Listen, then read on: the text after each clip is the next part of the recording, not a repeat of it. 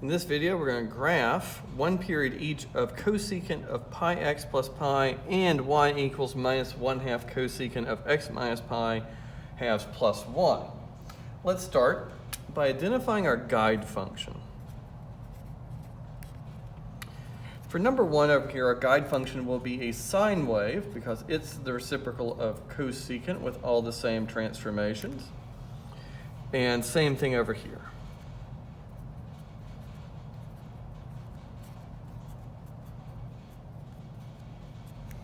All right, so we'll start over here. We'll identify the amplitude, the period, the phase shift, the vertical translation, all of those nice things. We'll graph our guide function, and then we'll use that to generate the graph of cosecant. Our amplitude is 1. Our period is 2. Phase shift, we're moving to the left, so that's a minus pi over pi is 1. And finally, the vertical translation here is 0. All right, so I'll start my first period here at the phase shift of minus 1. I end at 2 units later out here at positive 1. Finding my 5 key points here is pretty easy. Just what's in the middle of minus 1 and 1, 0, and then 2 more middles. An amplitude of 1, and I'm ready to go.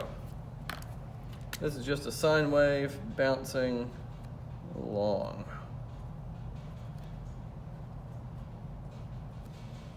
All right, there is our guide function. Our asymptotes happen where our guide function goes through the x-axis.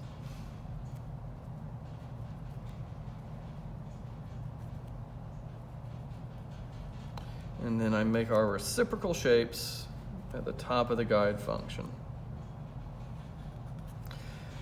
And there is the graph of 1 period of y equals cosecant of pi x plus pi. All right.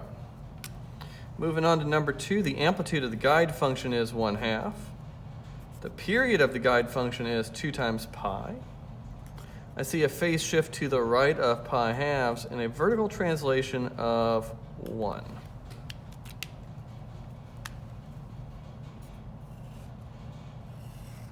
So I'll start my graph at pi halves.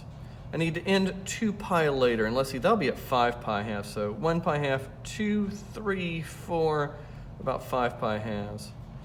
And honestly, if I just think about the way I counted up between 1 pi half and 5 pi halves, I've already identified the things in the middle, just counting by pi halves all the way up.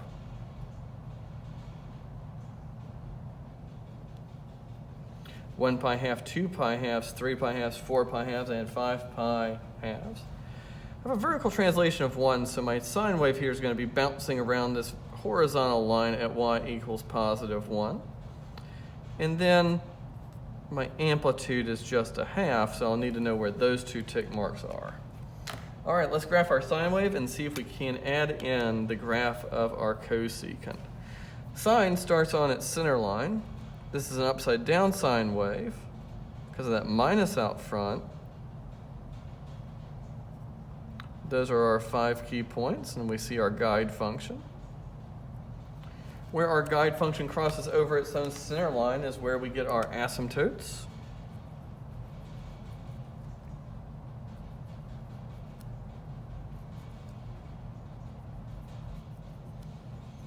And now we can draw in our cosecant. All right, 1 period each of 2 cosecant graphs.